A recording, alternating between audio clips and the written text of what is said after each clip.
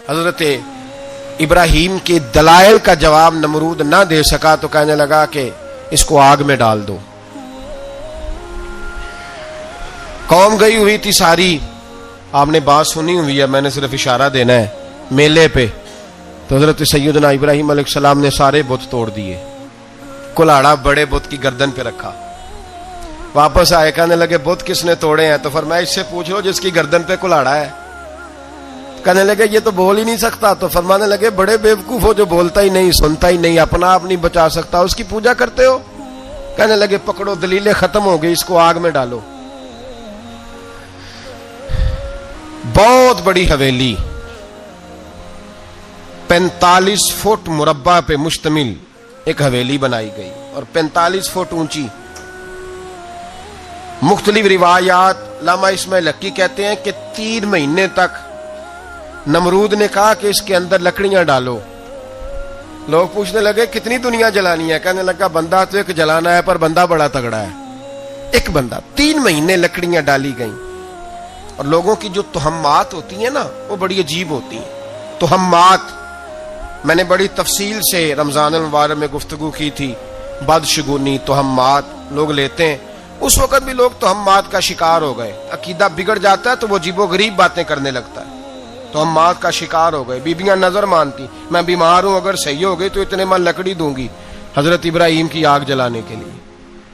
ایک عورت لے کے جا رہی ہے لکڑیاں. تو ایک نیک دل آدمی نے اس سے پوچھا کہاں جا رہی ہو؟ کہنے لگی میں نے منت مانی تھی تو حضرت ابراہیم علیہ الصلوۃ والسلام کو معاذ اللہ جلانے کے لیے لکڑیاں لے کے جا رہی ہوں. تو وہ رب کریم کے بندے کہنے لگے تو ڈھونڈتی رہے گی, تجھے وہ جگہ ملے گی نہیں. وہ بی بی کئی مہینے گھومتی رہی, جگہ ہی نہیں ملی جہاں لکڑیاں ڈالنی. ماری گئی. تہمات کا شکار ہوئے بہت سارے لوگ. تہمات کا بھائی, تہمات دین کے اندر منع ہے. تہمات دین میں کوئی نظر ماننا, کوئی کسی بزرگ کے مزار پہ جا کے سالے ثواب کے لیے کوئی چیز ماننا, یہ تو درست ہوا. لیکن غیر شرعی نظریں مان لینا کہ میں آگ کے گرد چکر لگاؤں گا, میں جناب وہاں جا کے یہ والا تماشا کروں گا, میں دھاگا باندھوں گا, میں رسا کاٹوں گا, میں وہاں گندے اور سے پانی پیوں گا, ان کی شریعت اجازت, یہ تہمات ہیں, بدشگونی ہے. دین میں ان کی کوئی گنجائش. آپ نظر ماننے سے پہلے بھی کسی عالم سے رابطہ کریں کہ میں منت مانگنے لگاؤں تو کیسے ماننی چاہیے, اس کا طریقہ پوچھیں. ایسے ہی غلط چیز کی منت تھوڑی مان لی جائے گی. بہرحال آمدام برسرے مطلب حضرت ابراہیم کے لیے آگ جلائی گئی. 45 فٹ اونچی آگ ہے, پرندہ بھی اوپر سے گزرتا ہے تو نیچے گر جاتا ہے جل کے. اتنے دن لگا کے آگ جلائی گئی. اب حضرت ابراہیم کو جلایا جانے لگا ہے. یہاں تو موجیں ہے نا, جو کسی ادارے کا سربراہ ہے اس کے لیے موج ہے, کسی جگہ آفیسر بن گیا تو موج ہے, پیر صاحب کے لیے موج ہے, علامہ صاحب کے لیے موج ہے, خطیب صاحب کے لیے موج ہے. جلنا کس کو پڑتا ہے؟ وہ علی کوئی نہیں رہا اللہ ماشاء اللہ. وہ لوگ گزر گئے جو تکلیفیں سہ کے کام کرتے تھے, گزر گیا زمانہ. حضرت سیدنا ابراہیم علیہ السلام کو جلایا جانے لگا ہے تو اب اتنی بڑی آگ ہے تو ڈالیں کیسے؟ شیطان نے تجویز دی کہ منجنیق بناؤ. منجنیق, بڑے بڑے بانس باندھ کے ان کے نیچے رسا باندھو. وہ جس طرح جھولنے کے لیے جھولا بنایا جاتا ہے, اس طرح ایک منجنیق پرانے زمانے میں اس میں پتھر رکھ کے پھینکے جاتے تھے دشمنوں پہ. وہ منجنیق بنائی گئی کہ دور سے حضرت ابراہیم کو پھینکیں گے. ہاتھ حضرت ابراہیم کے باندھ دیے, پاؤں مبارک باندھ دیے, پوری زمین پہ ایک نام لینے والا خدا کا. اور اس کو آج رسیوں میں جکڑا ہوا ہے. جب پھینکا جانے لگا نا آگ میں, حوریں رونے لگی, فرشتے تڑپنے لگے, اے اللہ یہ کیا ہونے لگا ہے؟ ایک تیرا خلیل اور وہ بھی آگ میں. فرمایا جاؤ جا کے اس سے کہو اگر تمہاری مدد لیتا ہے تو اسے بچاؤ. ہوا کا فرشتہ آیا, کہا ابراہیم اگر تو کہے. او بھائی, ان چیزوں کو کہانی سمجھ کے نہ سنا کریں, یہ داستان نہیں, یہ وہ طریقے ہیں جو ہمارے رسول نے ہمیں اپنانے کا حکم ارشاد فرمایا ہے. جو عقیدے, یہ وہ نظریات ہیں جو ہمیں اوڑھنے کو کہا گیا. اپنے رب کریم کی رضا پہ راضی رہنے کے یہ وہ خوبصورت مواقع ہیں صوفیاء نے جن کو بنا کر سمجھا کر ہم تک پہنچایا ہے. یہ ہے اہل طریقت کی باتیں. وہ کہتے ہیں یار جس حال میں رکھے راضی رہنا ہے.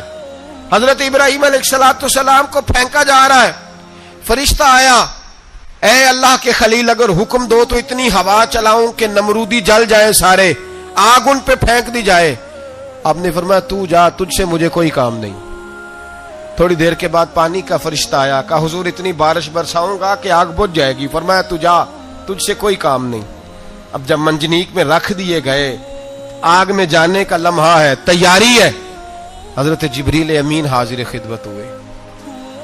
कहा इब्राहिम कोई हाजत? फरमाया तुझसे कोई नहीं।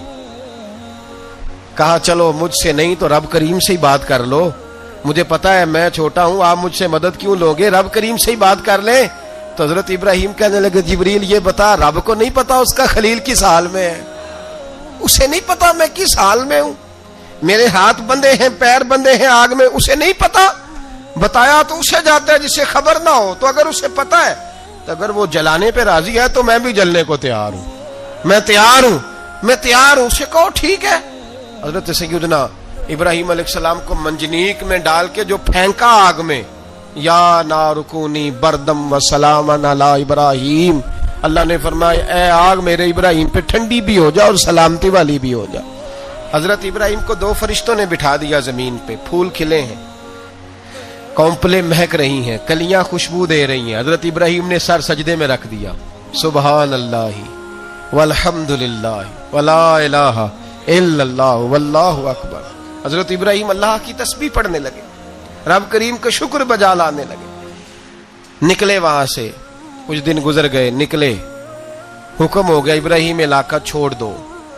हजरत इब्राहिम अलैहिस्सलाम वहां से निकल के मिस्र आए, चचा के पास ठहरे। उन्होंने अपनी बेटी जनाबे सारा का निकाह कर दिया। कुछ आगे बढ़े तो एक जालिम बादशाह से टकराए। उसने एक शहजादी, एक बादशाह की बेटी कैद की हुई थी, जनाबे हाजरा नाम था, उनको कैद से छुड़ा के साथ लाए। हजरत लूत अलैहिस्सलाम भी साथ। ये 4 लोगों का काफिला चला, फलस्तीन में जाके पड़ाव डाला, घर बार छोड़ा, तबलीग शुरू हुई। हजरत इब्राहिम के घर में 2 खवातीन है, एक आपकी बीवी हैं, एक हजरत हाजरा है, औलाद कोई नहीं। बड़ा मेवा है मीठा, घर वही आबाद होता है जिसमें बच्चे रोते हैं, घर होता ही वो है जिसमें बच्चों की चंचनाहट होती है, भिन बनाहट होती है। हजरत इब्राहिम ने एक बच्चा रोते हुए देखा तो आंखों में आंसू आए, कहने लगे रब्बी हबली मिनस सालिहीन, या अल्लाह मुझे भी नेक औलाद अता कर दे। हजरत सारा ने सुन लिया, कहने लगी इब्राहिम शायद मेरे बतन से तो आपको नसीब नहीं, हाजरा से निकाह कर लो। नाबे हाजरा से निकाह हुआ। अल्लाह तो बड़ा बेनियाज है, रब करीम ने हजरत इस्माइल जैसा खूबसूरत बेटा अता फरमाया। बेटा काला स्याह भी हो तो सीने की ठंडक होता है, पर यह तो वो बेटा है जिसकी पेशानी में नूरे मुहम्मदी चमकता है सल्लल्लाहु अलैहि वसल्लम। हजरत सैयदना इस्माइल इतने खूबसूरत। अब जिस बीवी के यहाँ बेटा था, बैठना उठना भी ज्यादा उसके पास, आना जाना भी उसके पास, तवज्जो उधर हो गई। जनाबे सारा रश्क करने लगी। एक दिन कहने लगी इसे छोड़ आ जंगल में, वादी गैर ज़ीज़र इन, मक्के के पास। भाई एक बेटा आलमे दीन बना लो। कहने लगा रोटी कहां से खाएगा, तेरे 5 बेटे हैं, को हाफिज़े कुरान बना, कहते रोटी कहां से खाएगा। वो बच्चा भी कहता है मैं कहां से खाऊंगा। हजरत इब्राहिम अलैहिस्सलाम तो चंद महीने का बच्चा छोड़ आए, तो कहां से रोटी खाई हजरत इस्माइल ने, कहां से खाई उनकी अम्मा ने रोटी, भूखे मर जाते हैं ये सारे। मैं बड़ी जिम्मेदारी से कहा करता हूं कि जितनी खूबसूरत रोटी अल्लाह करीम दीन के खादिमों को अता करता है शायद किसी और के नसीब होती हो, लेकिन हम लोग तवज्जो ही नहीं कर रहे, हमारा ज़ौक़ ही नहीं बन रहा, हम ये मेहनत ही नहीं कर रहे कि कौम को मुस्तनद उलमा की जरूरत है, इलाकों के इलाके खाली हैं, इधर हमारा मिजाज ही नहीं बन रहा, तवज्जो ही नहीं दीन की खातर। और फिर चले बच्चे तो बाद की बात है ना, जो अभी खुद जवान है वो भी ये दुआ, एक साहब मुझे कहने लगे मैं दुआ मांग रहा हूं अल्लाह मुझे बेटा दे तो मैं उसे दीन पे लगाऊंगा। तो मैंने कहा आप भी बूढ़े नहीं हुए, आप खुद ही लग जाएं, बेटा तो अभी आएगा तो लगेगा ना, तो आप तो इस वक्त है तो आप तो पहले लगे ना साहब, 2 घंटे तो निकाल के आए, दीन सीखने को काफी है। आप इतनी लंबी सोच रहे हैं कि बच्चा आएगा तो बड़ा होगा तो वो जाएगा तो देखी जाएगी, अभी तो आप हैं तो आप तो आओ। हजरत इब्राहिम ने बच्चा वहां छोड़ा। यहां से जो उम्रा करने लोग जाते हैं ना, जो हज करने जाते हैं, उनको पता है कि वहां दुनिया की हर नेमत मिलती है, फिर भी डबल ट्रिपल पैसे लोग जेबों में डाल के जाते हैं। हजरत इब्राहिम जब वहां लेके गए तो कोई इंसान नहीं था, पानी का कतरा नहीं था, 2 किलो खजूरें, एक मशकीजा, बीवी को थमाया, ہمارے گھر میں ہزاروں چیزیں پڑی ہیں، لیکن وہ جو توکل ہے نا وہ ختم ہو گیا ہے۔ اللہ دے گا، حلال حلال پہ قناعت کرے، جائز جائز پہ بھروسہ کرے، رب کریم عطا کرنے والا ہے، وہ مزاج ختم ہو گیا۔ حضرت سیدنا ابراہیم علیہ السلام 2 کلو کھجوریں 1 مشکیزہ پانی کا دے کر کے اور وہاں بٹھایا آپ نے اپنے بچے کو اور اپنی زوجہ جناب ہاجرہ کو، اور بٹھا کر کے واپس پلٹنے لگے تو حضرت ہاجرہ سلام اللہ علیہ نے آواز دی، کہا ابراہیم کس کے سہارے پہ چھوڑ کے جا رہے ہیں؟ جہاں آب زمزم کا کنواں ہے نا، جو لوگ گئے ہیں جنہوں نے صفا مروہ کی صحیح کی ہے، صفا مروہ سے باہر نکلے نا، سرکار کی ولادت کا مقام ہے، اس جگہ پہ آب زمزم کا کنواں تھا، وہاں حضرت سیدنا ہاجرہ کو بٹھایا، کوئی چیز نہیں، کوئی درخت نہیں، کوئی کھیت نہیں، کوئی پانی نہیں، کوئی کنواں نہیں، وہاں بٹھایا اور بٹھا کر کے نکلنے لگے تو جناب ہاجرہ فرمانے لگی ابراہیم کس کے سہارے پہ چھوڑ کے جا رہے ہو؟ کہنے لگی اللہ کے سہارے پہ۔ تو پاک باز بی بی نے ایک لفظ پوچھا، کہا ابراہیم یہ میرے رب کا حکم ہے، یہ میرے، بس جن کا عقیدہ توحید مضبوط ہو ان کے لیے ایک جملہ کافی ہوتا ہے، یہ میرے اللہ کا حکم ہے۔ تو جناب ابراہیم علیہ السلام فرمانے لگے ہاجرہ ہاں رب کا حکم ہے۔ جب یہ لفظ کہے تو چاہیے تھا نا حضرت ابراہیم تسلی دیتے، تو بی بی صاحبہ تسلی دینے لگی، عرض کرنے لگی ابراہیم اگر اللہ کا حکم ہے تو پھر آپ ہماری فکر نہ کرنا، اگر یہ رب کا حکم ہے تو پھر ہماری فکر نہ کرنا، جس رب نے ہمیں یہاں تک پہنچایا ہے وہ ہمیں کبھی بھی ضائع نہیں فرمائے گا، پھر فکر نہ کرنا۔ حضرت ابراہیم آ گئے، بات آپ نے سنی ہوئی ہے، اشارہ کرنا مقصود ہے۔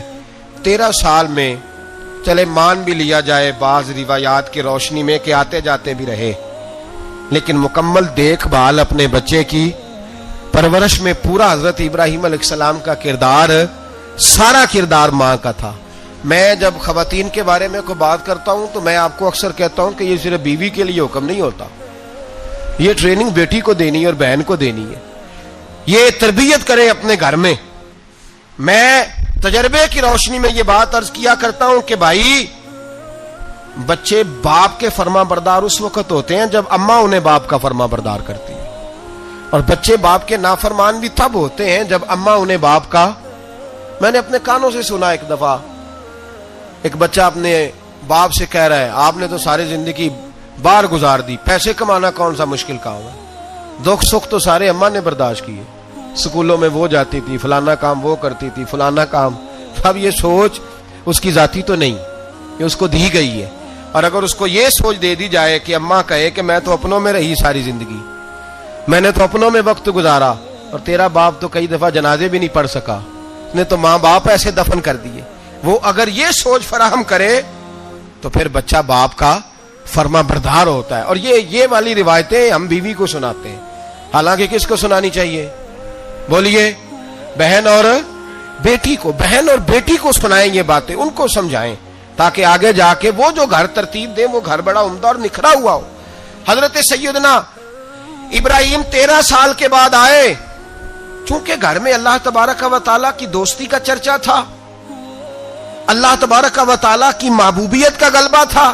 13 سال کے بعد فلما بالغ معہ سعیا، بیٹا جب اتنا بڑا ہوا کہ سال چلنے لگا تو حضرت ابراہیم نے اپنے بیٹے کو بلا کے کہا بیٹا مجھے خواب آئی ہے، میں تجھے ذبح کر رہا ہوں، تیری کیا رضا ہے؟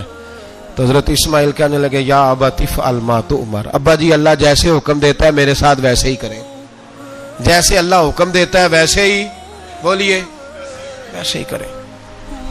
حضرت ہاجرہ کو کہا کہ ایک دوست نے دعوت کی ہے تو وہاں جا رہے ہیں، بی بی مطمئن ہے، تفصیلات کی ضرورت نہیں، ختم بات، اعتبار ہے، مطمئن ہو گئی۔ شیطان پیچھے سے آیا اماں کے پاس، ذرا تھوڑی دیر کے لیے تصور جمائیے، یہاں تو پڑوسن آ کے کوئی بات بتا دیتی ہے خاوند کے بارے میں تو کئی مہینے جھگڑا جاری رہتا ہے، پڑوسن محلے دار۔ شیطان نے آ کے بتایا لفظ کیا ہے؟ کہا حاجرہ تمہیں پتا ہے کہاں جا رہے ہیں؟ کہا دوست کی دعوت میں۔ تو کہنے لگے دوست کون ہے؟ رب کریم، اور ابراہیم کا خیال ہے کہ اس رب نے مجھے حکم دیا ہے کہ میں ذبح کروں۔ تو حضرت ہاجرہ کہنے لگی کبھی باپ بھی بیٹے ذبح کرتے ہیں؟ شیطان کہنے لگا ان کا خیال ہے کہ ان کے رب نے حکم دیا ہے۔ تو جناب ہاجرہ فرمانے لگی اگر رب نے حکم دیا تو پھر تو مجھے شیطان لگتا ہے، تو مجھے شیطان لگتا ہے. کہا کیا مطلب؟ فرمانے لگی اگر رب کریم کا حکم ہے تو میرے پاس ایک اسماعیل ہے, اگر 1000 بھی ہوتے میں سارے اللہ کے راستے میں پیش کر دے دیتی. مالک کا ہی تو ہے سارا کچھ, اسی کا ہے, اس میں لیت اللہ کی کیا گنجائش. حضرت سیدنا ابراہیم علیہ السلام نے بیٹے کے حلق پہ چھری رکھ بھی دی اور چھری چلا بھی دی, رکھ بھی دی, اور وہ تو اللہ کریم نے فرمایا یا ابراہیم قد صدقت الرؤیا, ابراہیم تو نے خواب سچا کر دکھایا, وہ قیامت تک تیرا نام رہے گا. حضرت ابراہیم نے وطن بھی دیا, جان بھی دی, بیٹا بھی, اللہ کریم نے دمبے دیے, فرمایا یہ فدیہ ہے. اب یہ قربانی قیامت تک حضرت ابراہیم کے طریقے کے مطابق جاری ہے. حضرت ابراہیم بہت بڑے مہمان نواز تھے, بہت بڑے. آپ جب مصر میں قیام تھا تو بڑے بڑے لمبے چوڑے لنگر پکتے تھے, لوگ آیا جایا کرتے تھے, بڑا تفصیل کے ساتھ کھانا ہوتا تھا. مہمان نوازی آپ کی خاص صفت مبارکہ ہے. ہمارے ہاں بھی مہمان نوازی ہوتی ہے امیروں کی, بلکہ اب تو مہمان نوازی اس طرح کی ہے کہ کل تیری میرے پاس دعوت ہے اور پرسوں میری تیرے پاس ہے. وہی امیروں میں وہ چکر رہتا ہے, پارٹیاں دوست ایک دوسرے کو ڈالتے ہیں, تیری طرف پارٹی تیری طرف, اور اسی انداز میں اب یہ عید آئے گی نا, ٹکا پارٹیاں ہوں گی جگہ جگہ, اور لوگ سوال پوچھنے لگے ابھی سے, کہتے ہیں قربانی کا کتنا گوشت گھر رکھنا جائز ہے, قربانی کا کتنا گوشت گھر رکھنا جائز ہے؟ سارا ہی جی, اس لیے فریزر لے لے, فریج سے نہیں کام چلے گا, سارا ہی جہاز گھر رکھنا سارا ہی جائز ہے, رکھ لیں. او خدا کے بندے, قربانی وہ بندہ دیتا ہے جو سارا سال ہی گوشت کھاتا ہے. صحیح کہہ رہا ہوں؟ قربانی صاحب نصاب صاحب استطاعت بندہ دیتا ہے نا, تو وہ سارا سال ہی گوشت, تو سارا گھر میں رکھنا بھی جائز ہے, لیکن سارا دے دینا بھی. تو جو آ رہی ہے اس پہ کیوں توجہ کرتے ہو, جو دوسرا جائز ہے اس پہ کیوں نہیں عمل کرتے؟ سارا تقسیم کر دیں, بات ختم ہوئی. یقین کریں محرم میں جا کے دوست ٹیلی فون کر کے سوال پوچھتے ہیں, کہتے ہیں صاحب سنا ہے قربانی کا گوشت محرم میں کھانا جائز نہیں. میں کہ نہیں, ربیع الاول چ بھی جائز جے, رجب رمضان تک کھاؤ, کوئی بندہ نہیں منع کرتا, اس لیے کہ کسی کو دینا تو پسند ہی نہیں. یا پھر اس میں سے جو خاص چیزیں ہیں وہ اپنی فریج میں, اور باقی جو ہے وہ دوسروں کے لیے. یہ کیا طریقہ ہے ہمارا, اور اسی پہ عمل ہے. اللہ تبارک و تعالی ہمیں سمجھنے کی توفیق عطا فرمائے. حضرت ابراہیم بہت بڑے مہمان نواز تھے, صرف قربانی نہیں دیتے تھے, سارا سال بہت سارا لنگر, بہت سارا کھانا پینا, بہت ساری چیزیں جاری رہتی تھی. اور جتنے غریب لوگ تھے فلسطین کے, ان کو پتا تھا کہ حضرت ابراہیم علیہ السلام کا لنگر جاری ہے. فلسطین میں جب آپ کا قیام تھا, ایک دفعہ ڈھیروں مہمان آ گئے اور کھانے کو کوئی چیز نہیں. حضرت سارہ اور جناب ہاجرہ دونوں اس وقت موجود تھیں. وہ کہنے لگی ابراہیم بہت سارے مہمان آ گئے تو کیا کریں؟ جناب سارہ کہنے لگی کس طرح کر کے ان کی مہمان نوازی کرنی. اور حالات یہ ہیں کہ قحط پڑا ہوا ہے فلسطین میں, مصر میں, دور دراز علاقوں میں.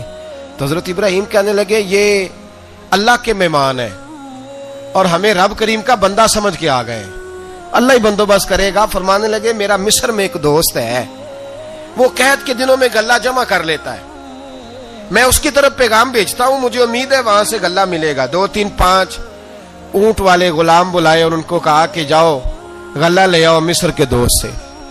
وہ لوگ کہتے ہیں ہم غلہ لینے گئے, وہاں جب پہنچے تو حضرت ابراہیم خلیل اللہ علیہ السلام کا پیغام دیا تو آپ کا وہ دوست کہنے لگا غلہ تو بے شمار تھا, مجھے خبر نہیں تھی کہ حضرت ابراہیم کا پیغام آئے گا, تو میں تو سارا تقسیم کر چکا ہوں. لوگ لے گئے, اب تو کوئی شے نہیں. اب وہ خالی آ گئے 5 کے 5 اونٹ. جب خالی آئے تو حضرت ابراہیم کی حویلی کی دیواریں چھوٹی چھوٹی تھیں. ان غلاموں میں سے, خادموں میں سے, آپ کے ان چاہنے والوں میں سے ایک کہنے لگا یار وہ غریب تو انتظار کر رہے ہوں گے کہ غلہ لینے گئے ہیں, ہمیں روٹی ملے گی. چھوٹی چھوٹی دیواریں ہیں, وہ جب دیکھیں گے نا خالی آ گئے تو انہیں تکلیف ہوگی. اس طرح کرو بوریوں میں ریت بھر لیتے ہیں, ریت بھر کے لے جاتے ہیں, بعد میں اندر رکھ کے انہیں سمجھا بہلا لیں گے, یا حضرت ابراہیم کو بتائیں گے, وہ خود ہی ان لوگوں کی دل جوئی فرمائیں گے. اب غلہ کی جگہ ریت بھر کے اونٹوں پہ رکھ کے لائی گئی. لا کے بوریاں جب رکھ دی گئیں, حضرت ابراہیم علیہ السلام دوپہر کے وقت آرام فرما رہے تھے. بی بی سارہ اٹھی, کہتی ہیں جب میں نے دیکھا نا کہ بوریاں پہنچ گئی ہیں تو گئی, غلام کو ساتھ لیا اور اس کو جب کھولا نا تو کہتی اتنی حسین گندم میں نے پہلے کبھی دیکھی نہیں تھی، اتنا پیارا دانہ میں نے کبھی ملاحظہ ہی نہیں کیا تھا۔ فرماتی ہیں جب اس کو پیس کر چکی میں روٹیاں پکائیں تو خوشبو دور دور تک پھیل گئی، اعلیٰ غذا بنی، بڑے بڑے کھانے بیویوں نے مل کے پکائے، چن دیے گئے۔ حضرت ابراہیم اٹھے تو لوگ کھانا کھا رہے، سجدہ شکر ادا کیا، اور جب سجدے میں گئے تو وہی آنے لگی، پھر رونے لگے۔ جب پلٹ کر باہر تشریف لائے تو جناب سارا کہنے لگی ابراہیم تمہارا مصری یار بڑا اچھا ہے، اس نے اتنی اعلیٰ گندم بھیجی ہے کہ اتنی تو میں نے پیاری گندم کبھی دیکھی نہیں۔ جناب ابراہیم مسکرائے، فرمانے لگی سارا یہ مصری یار نے نہیں بھیجی، یہ میرے عرشی یار نے بھیجی ہے، یہ میرے عرشی یار نے بھیجی ہے۔ بھائی مہمان نوازی مزاج تھا، ہاتھ لٹا دینا مزاج تھا، دوسروں کی اشک شوئی مزاج تھا۔ حضرت ابراہیم علیہ السلام کا طریقہ ہے قربانی، حضور نے ان کا طریقہ بیان کیا۔ اگر سال کے بعد قربانی دینا ان کا طریقہ ہے تو سارا سال غریبوں کو روٹی دینا بھی حضرت ابراہیم کا طریقہ ہے، سارا سال غریب کی نوکری کرنا یہ بھی حضرت ابراہیم کا طریقہ ہے، بھوکے کو کھانا کھلانا یہ بھی۔ میرے مصطفیٰ کریم سید عالم صلی اللہ علیہ وسلم سے صحابہ نے پوچھا حضور بہترین مسلمان کون ہے؟ بہترین مسلمان؟ تو حضور نے فرمایا جو سلام لینے میں پہل کرے اور غریب کو روٹی کھلانے میں سب سے اچھا ہو، وہ بہترین مسلمان ہے، زبردست مسلمان۔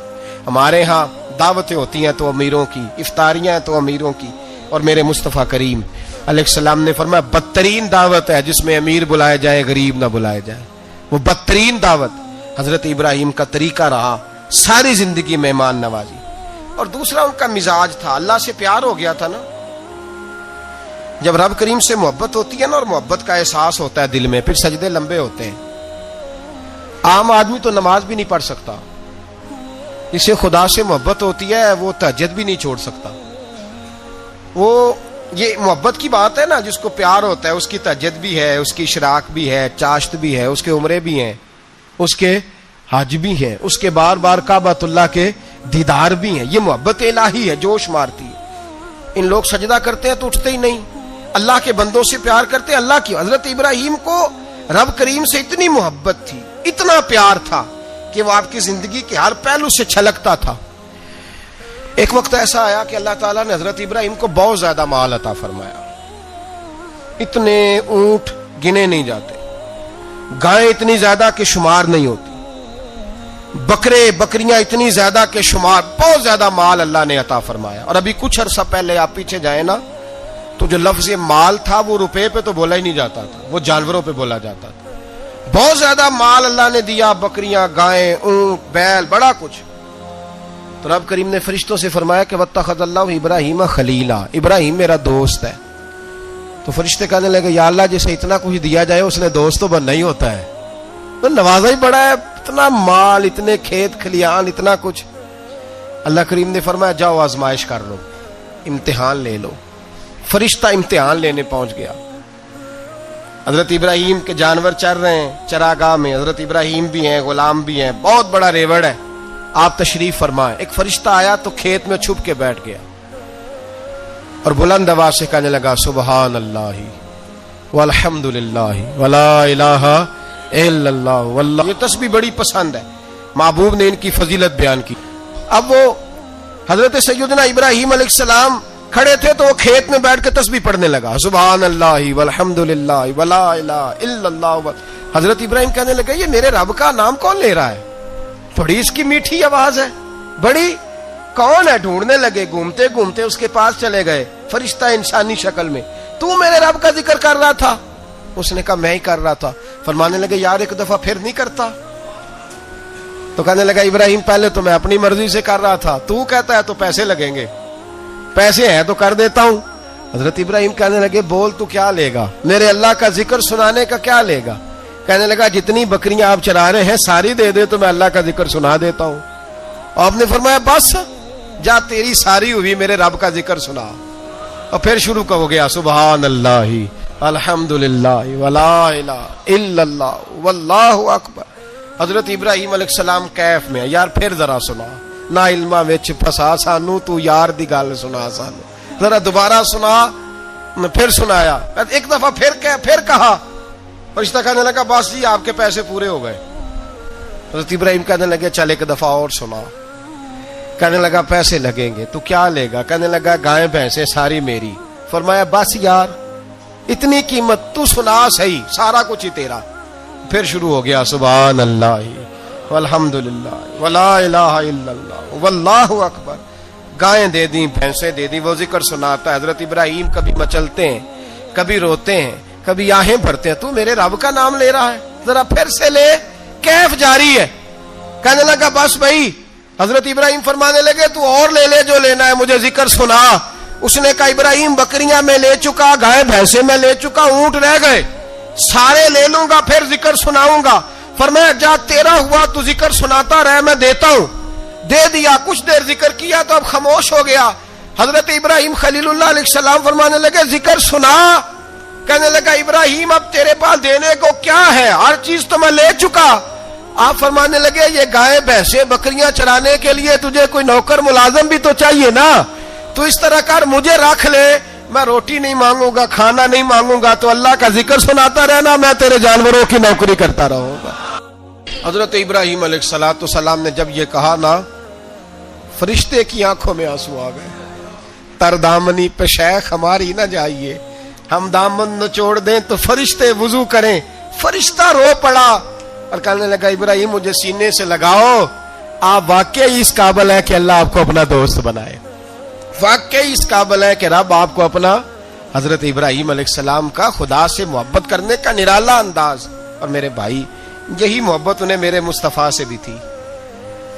ایک نبی گھر بنا رہا ہے، دوسرا بنوا رہا ہے. حضرت اسماعیل علیہ السلام پتھر اٹھا کے لا رہے ہیں، جناب ابراہیم بنا رہے ہیں. جب خانہ کعبہ بن گیا تو کہنے لگے ربنا وابعث فیہم رسولا، اے اللہ اب اسے بسانے کے لیے اپنا آخری رسول بھی عطا فرما. نبی پاک فرماتے ہیں میں دعا ہوں حضرت ابراہیم کی. یہ قربانی حضرت ابراہیم کا طریقہ ہے. حضور نے اگرچہ نبی پاک کی اپنی سنت تھی، یہ بھی کہہ سکتے تھے سنتی و سنت ابیکم ابراہیم، میری سنت ہے اور تمہارے باپ ابراہیم کی سنت ہے. یہ نہیں فرمایا. جب صحابہ نے کہا قربانی کیا ہے، فرمایا سنت ابیکم ابراہیم، یہ تمہارے باپ ابراہیم کی سنت ہے. ہر صاحب نصاب پر قربانی واجب ہے. جو زکوٰۃ کا نصاب رکھتا ہو اس پر قربانی واجب ہے. یعنی ضروریات سے زیادہ اتنے پیسے، جتنے پیسوں سے زکوٰۃ فرض ہوتی ہے، اتنے پیسے جس آدمی کے پاس قربانی سے پہلے آ جائیں اس آدمی پر قربانی کرنا واجب ہے. بکرا، چھترا، دمبا 1 سال کا یا دمبا 6 مہینے کا ہو پر اتنا بڑا محسوس ہوتا ہو کہ لگے کہ 1 سال کا ہے، اس کی قربانی ہو سکتی ہے. جانور میں کوئی عیب نہیں ہونا چاہیے. اتنا کمزور نہ ہو کہ ذبح جہاں اسے کرنا ہے وہاں وہ چل کے جا نہ سکے، اتنا کمزور جانور نہ ہو. اس کے اندر بظاہر کوئی اتنا بڑا نقص نہ پایا جاتا ہو، کانا نہ ہو، لنگڑا نہ ہو، کوئی اس کی ہاتھ نہ کٹے ہوئے ہوں، ایسا نقص جو واضح ہو. بکرا 1 سال کا، گائیں اور بھینس یہ 2 سال کی، اونٹ 5 سال کا. اب اس میں یہ ہے کہ ہمارے بہت سارے دوست، چونکہ ہم دیہاتی لوگ ہیں تو پوچھتے ہیں کہ دوندا نہیں ہے تو چوگا نہیں ہے. تو یہ ہماری پنجابی کی اصطلاحات ہیں. پنجابی کی شریعت اسلامیہ نے سال بتائے ہیں. یہ تو ہم نے اپنی آسانی کے لیے یا دیہاتوں میں جو ماحول تھا اس طرح کا جانور لیں، خوبصورت جانور لیں.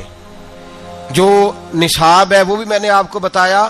لیکن ایک اور پہلو بھی ہے. نبی پاک صلی اللہ علیہ وسلم پہ زکوٰۃ کبھی فرض نہیں ہوئی، کبھی حضور پہ زکوٰۃ فرض نہیں ہوئی. نبی پاک صلی اللہ علیہ وسلم کے پاس اتنا سرمایہ کبھی اکٹھا ہوا ہی نہیں کہ زکوٰۃ فرض ہو. لیکن نبی پاک کے صحابہ فرماتے ہیں کہ مدینے کے 10 سالوں میں اللہ کے رسول نے ہر سال قربانی فرمائی ہے، ہر سال قربانی دی. اور جس سال حضور حج کرنے گئے اس سال اللہ کے نبی نے 63 اونٹ ذبح فرمائے.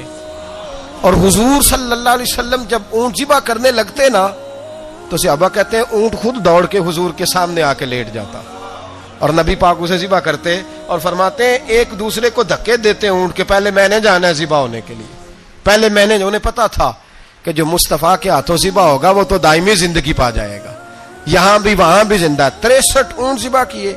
ایک اونٹ میں کتنی قربانیاں ہوتی ہیں؟ 7. اب 63 کو 7 سے ضرب دو گے تو کتنی بنے گی؟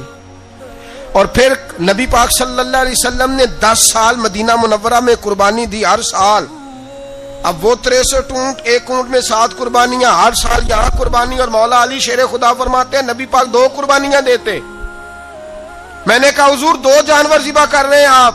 تو حضور نے فرمایا ایک میری طرف سے، ایک میری امت کی طرف سے، غریبوں کی طرف سے۔ اور حضرت علی کو حضور نے وصیت فرمائی تو 2 دیا کرے گا۔ یا رسول اللہ صلی اللہ علیہ وسلم میں غلام ہوں، خادم ہوں۔ حضور نے فرمایا علی ایک تو نے اپنی دینی ہے، ایک میری طرف سے دینی ہے۔ 2 قربانیاں۔ مولا علی نے بھی ساری زندگی 2 قربانیاں دی۔ حضرت علی بھی مال کے نصاب نہیں تھے، اپنا مکان ہی نہیں تھا، کوئی کاروبار نہیں تھا، کئی دن فاقے رہتے تھے، پر قربانیاں کتنی دیتے تھے؟ 2۔ ہمارے پاس ویسے اگر سسرال میں، میکے میں، کزنوں میں کچھ شادی ہو جائے تو 50-60 ہزار کا خرچہ برابر ہے، وہ پکا ہے۔ اور قربانی کی باری غریب ہو گئے، سارے غریب ہو گئے، کہتے نہیں یہاں مشکل ہے۔ او خدا کے بندے، اللہ کے ساتھ تجارت کر، اس کے رستے میں 1 دے گا، رب تجھے 70 گنا اضافہ کے ساتھ عطا فرمائے گا۔ قربانی مال کے نصاب پہ ہے۔ کوشش کیا کریں کہ اللہ کے رستے میں جب دینا ہو پھر لیت اللہ سے بچیں، خوبصورت جانور لائیں جن کو اللہ نے توفیق دی ہے۔ ان کے لیے نصیحت ہے جن کو اللہ نے توفیق دی۔ میں نے اپنے حضرت صاحب کو دیکھا ہے، وہ کہتے تھے کئی جانور اللہ نے بڑا نوازا ہے، کہتے ایک میرا ہے، ایک میرے ماں کا، ایک میرے باپ کا ہے، ایک میرے فلاں استاد صاحب کا، ایک میرے پیر صاحب کا ہے۔ یہ جانور غوث اعظم جیلانی کا نام کا دے رہا ہوں۔ اور پھر ایک بڑا خوبصورت جانور بندہ ہوتا اور حضرت خود ان کو چارہ ڈال رہے ہوتے، تو حضور یہ کیا ہے؟ فرمانے لگے یہ میں رسول اللہ کے نام پہ قربان کروں گا، یہ نبی پاک کے نام پر قربان کیا جائے گا۔ جن کو اللہ نے حیثیت دی ہے وہ کوشش کریں اپنے محبوب کی طرف سے بھی قربانی کریں، نبی پاک کے نام کی قربانی دے، خوبصورت سا جانور پیارا، پھر اس کی خدمت ہو، پھر اس کی قربانی دی جائے اور نبی پاک کے نام پر قربانی دی جائے۔ حضور نے خود وصیت فرمائی حضرت ابو بکر صدیق کو، قربانی بڑا حسین عمل ہے۔ اور میرے نبی پاک صلی اللہ علیہ وسلم نے ناراضگی بھی فرمائی، ذرا خوگر حمد سے تھوڑا سا گلا بھی سن لے۔ میرے حبیب نے فرمایا جو طاقت کے باوجود قربانی نہ کرے وہ ہماری عیدگاہ میں عید کی نماز پڑھنے نہ آئے، وہ نہ آئے۔ اور یا رسول اللہ جو کرے گا، فرمایا قربانی کے جانور کا خون کا قطرہ بعد میں زمین پہ گرے گا، اللہ اس کے سارے گناہ پہلے معاف فرما دے گا، اللہ اس کے سارے گناہوں کو بخشے گا۔ قربانی کریں، خوبصورت انداز میں کریں، اللہ کی رضا کے لیے۔ بزرگوں نے لکھا ہے 3 حصے کرو گوشت کے، ایک گھر میں رکھو، ایک رشتہ داروں میں بانٹو، پڑوسیوں میں بانٹو، اور تیسرا فقط غریبوں کو دو۔ لیکن میں اکثر یہ سوچتا ہوں کہ ہمارے ہاں قربانی کرتا ہی وہ ہے جن کے گھر میں ہر جمعرات کو چھوٹا گوشت پکتا ہے، اور جن کے گھر میں ہفتے میں 3 دفعہ مرغی کا گوشت پکتا ہے، وہی تو قربانی دینے کے قابل ہوتے ہیں۔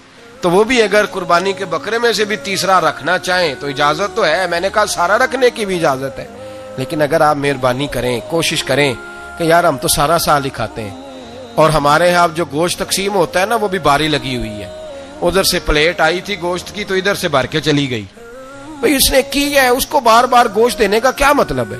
آپ یہ دیکھیں عزیزوں میں، رشتہ داروں میں، اور میں اگر تھوڑا سا آپ کی توجہ کرانے میں کامیاب ہو جاؤں تو سفید پوش لوگوں کو دیکھیں، کچھ سفید پوش ہیں، سفید پوش جن کے اوپر قرضے ہیں، بیماریوں نے جکڑ لیا ہے، گھر میں بڑے بڑے سخت مریض آ گئے ہیں، سفید پوش پہلے دیا کرتے تھے۔ آپ ان سے پوچھتے ہیں صاحب قربانی، تو بات کو ٹالتے ہیں، وہ کہتے ہیں سوچ رہا ہوں کوئی حصہ ڈال جائے، پردہ پوشی کرتے ہیں، کہتے ہیں کہیں حصہ رکھا ہوا ہے، پردہ پوش۔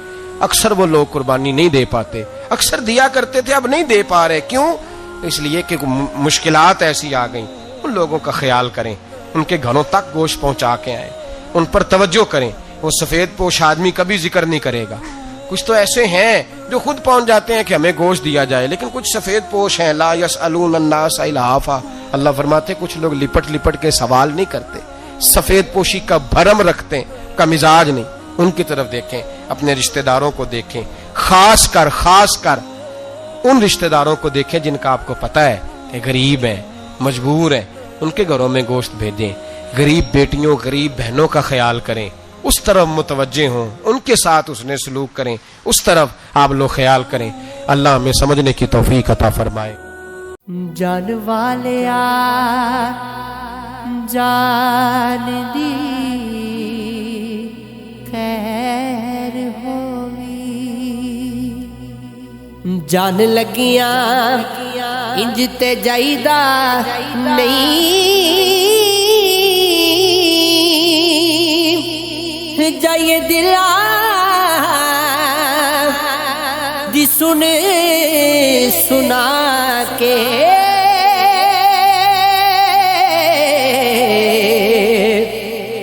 ਵਹਿਮ ਕਿਸੇ ਦੇ ਦਿਲ ਵਿੱਚ ਪੈਦਾ ਨਹੀਂ ਜੇ ਹੋਵੇ ਖਤਾ ਤੇ ਭੁਲਾ ਦਈਏ ਜਾਨ ਬੁੱਝ ਕੇ ਦਿਲ ਹੁਕਰਾਈ ਦਾ ਨਹੀਂ ਕਸੂਰਮੰਦ ਸਿਆਣਿਆ ਆਖਿਆ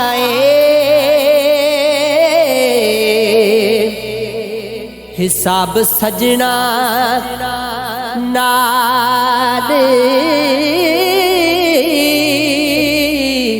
ਮੁਕਈਦਾ ਨਹੀਂ ਦਾਣੇ ਪਾ ਕੇ ਪੁੱਛ ਪੁੱਛ ਕਰ